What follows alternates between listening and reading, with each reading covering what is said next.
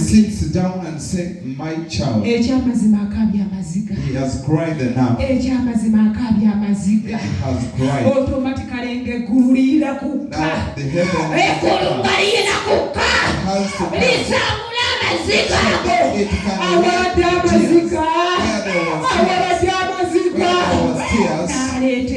He brings the laughter. Makes you laugh. He can make you laugh. Because the common laughter is also a laugh.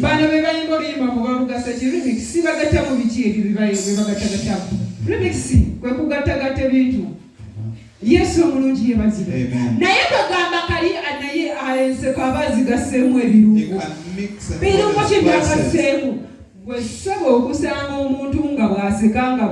find a person laughing.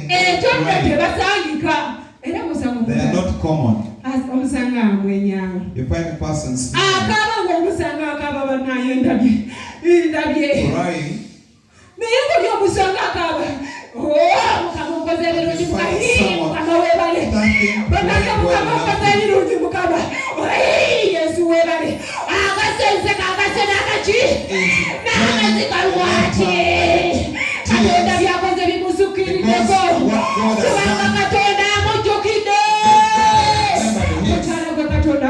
I pray God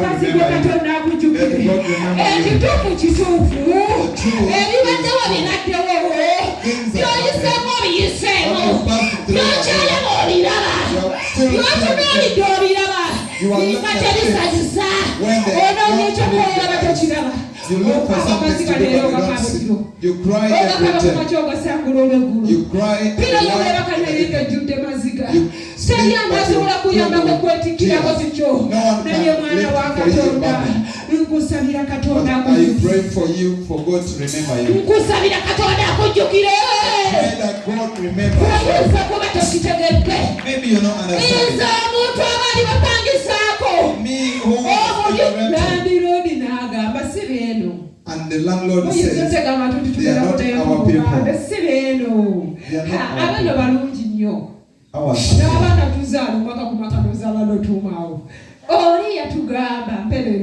The other one told us at Imperial. I had my sister and we had sat.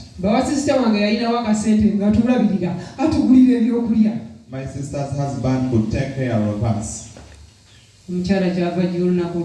One day this woman came and said, I don't want those who rent who stay around. For the children, she didn't want even those who stay around. I want the person who rents. The morning you go and work, you come back in the evening.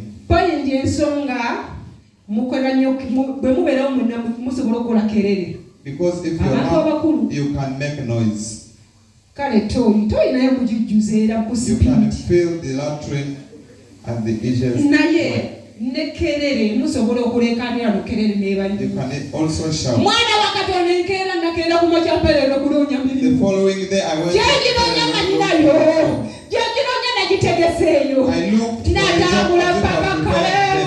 I walked up to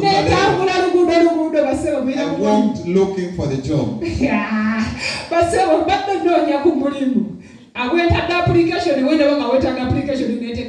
I could even write the application. I could not discriminate. Every job that comes, I could do.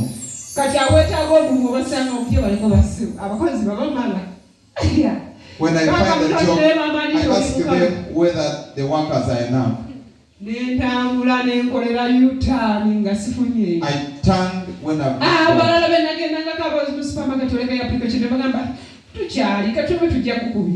to the supermarket people, they could tell me we shall come.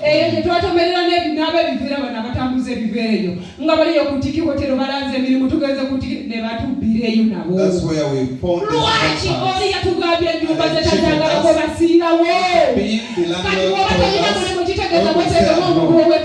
if you don't have In Job, it means you. That's why I told you.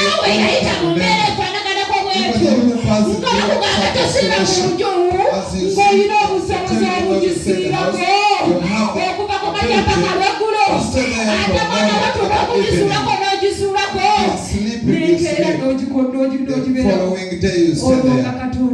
When God has remembered you.